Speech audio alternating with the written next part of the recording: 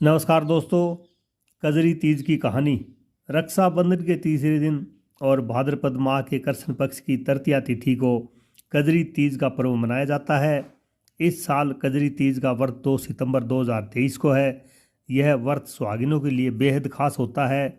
इस दिन महिलाएं पति की लंबी आयु, संतान की खुशहाली और परिवार की सुख समृद्धि के लिए व्रत रखती हैं। कजरी तीज को सातुड़ी तीज, बड़ी तीज, कजली तीज और कजलिया तीज जैसे नामों से भी जाना जाता है। इसे उत्तर भारतीय राज्यों में, विशेषकर मध्य प्रदेश, राजस्थान, उत्तर प्रदेश और हरियाणा में ही बड़े धूमधाम से मनाया जाता है। इस दिन महिलाएं व्रत रखकर शिव शक्ति, नीमड़ी माता और गायों की पूजा करती हैं। लेकिन कजरी तीज की व्रत कथा पढ़ें या सुने बिना आपकी पूजा अधूरी है। इसलिए इस दिन गरीब ब्राह्मण और ब्राह्मणी से जुड़ी इस कथा का पाठ अवश्य करें। कजरी तीज से जुड़ी पुरानी कथा के अनुसार एक गांव में गरीब ब्राह्मण रहता था। भाद्रपद माह की कृष्ण पक्ष की तृतीया तिथि के दिन ब्राह्मणी ने कजरी तीज का व्रत रखा। उसने ब्राह्मण से कहा, आज मैंने तीज माता का व्रत रखा है, तुम कहीं से चने का सत्तू लेकर आओ। ब्राह्मण ने कहा, मैं कहाँ से सत्तू लाऊं, मेरे पास तो धन ही नहीं है।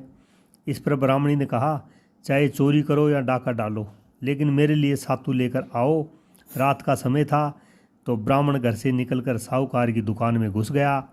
उसने वहाँ चने की दाल, घी और शक्कर लेकर 1.25 किलो सत्तू बना लिया और चुपचाप सत्तू लेकर जाने लगा।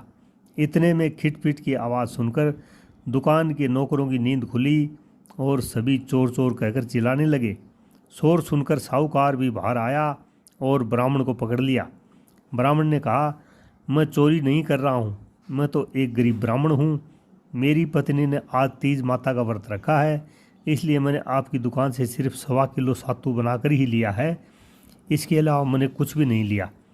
जब साहूकार ने ब्राह्मण की तलाशी ली तो सचमुच में उसके पास से 1.25 किलो सत्तू के अलावा और कुछ भी नहीं मिला। इधर चांद निकल आया था और ब्राह्मणी ब्राह्मण का इंतजार कर रही थी। साहूकार ने ब्राह्मण से कहा, तुम्हारी पत्नी को मैं आज से अपनी धर्म की बहन मानता हूँ। इतना कहकर उसने ब्राह्मण को सत्तू के साथ ही गहने, रुपए, मेहंदी, लाछा और बहुत सारा धन देकर सम्मानपूर्वक विदा किया। इसके बाद ब्राह्मणी ने सबके साथ मिलजुल कर तीज माता की पूजा की।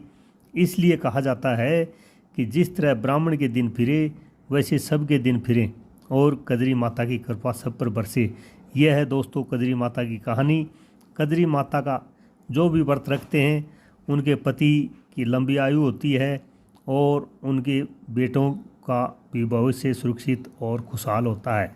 यह है कजरी माता की उपवास विधि और इसका सभी उपवास करें और इस कहानी का पाठ करें।